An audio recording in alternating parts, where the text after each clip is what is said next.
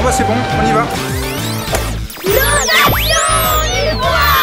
Vous connaissez tous ces bornes de récupération de vêtements, celles où l'on se débarrasse de la chemise remisée au fond du placard. Mais que devient votre ancien jean préféré une fois dans la boîte? Eh bien on le retrouve dans un premier temps sur les étals des brocantes d'Emmaüs, et puis aussi souvent en région centre, chez Tri 37, la plateforme de tri textile, sur le site de la Riche à Tours. Allez hop! Allez hop!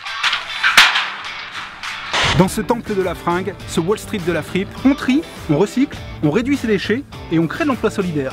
La plateforme de tri textile Tri 37 à Tours, sur le site de la Riche, c'est le 9e épisode des vidéos de Mathieu.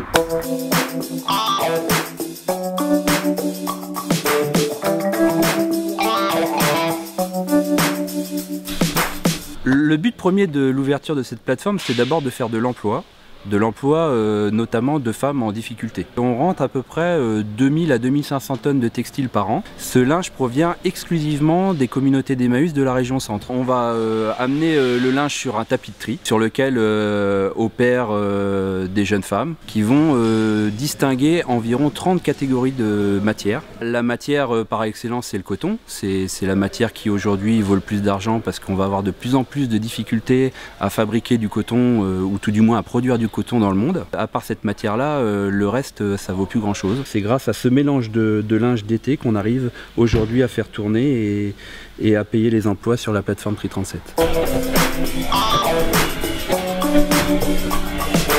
Allez, je vous emmène sur le tapis roulant, là où se déroule le premier tri, une fois que les vêtements débarquent ici. Suivez-moi. Alors moi je trie par ordre, c'est-à-dire il y a les blousons, il y a les tricots, du coton. Par derrière il y a des t-shirts blancs, des suites en coton. Après il y a de la laine carnée, des chaussures, des jeans. C'est pour ça qu'il faut être assez rapide et regarder devant ce qui arrive pour ne pas se tromper, quoi.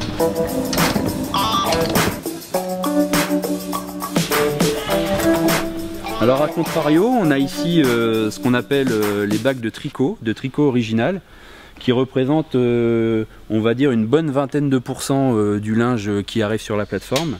Et aujourd'hui, ce tricot, les pulls, hein, ont une valeur à la revente de 0.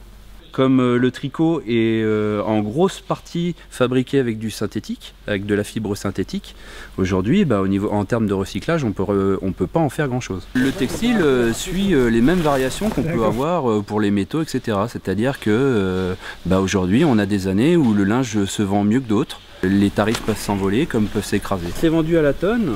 Il faut à peu près 2 journées de travail pour une trieuse pour sortir une tonne de mêlée. Il ne faut pas se leurrer, on est quand même dans des filières solidaires où on doit respecter des tarifs plutôt honnêtes à la vente. Hein, et ce linge-là doit également correspondre à un prix d'achat en Afrique pauvre. Ça, c'est prêt à partir. Il faut à peu près 3 bacs équivalents pour faire un gros ballot qu'on envoie par conteneur maritime. Voilà, vous avez tout compris, ou presque. Vous le savez, désormais, on évite de mettre ses vêtements à la poubelle. On les dépose, par exemple, dans les bornes relais. Moi, je vous laisse, j'ai un peu de boulot. Je me suis repéré 2-3 fringues. Ça, c'est trop blanc. La chemisette, pas mal, mais c'est pas ma taille. Par contre, la veste, alors ça, avouez que c'est la grande classe. Salut!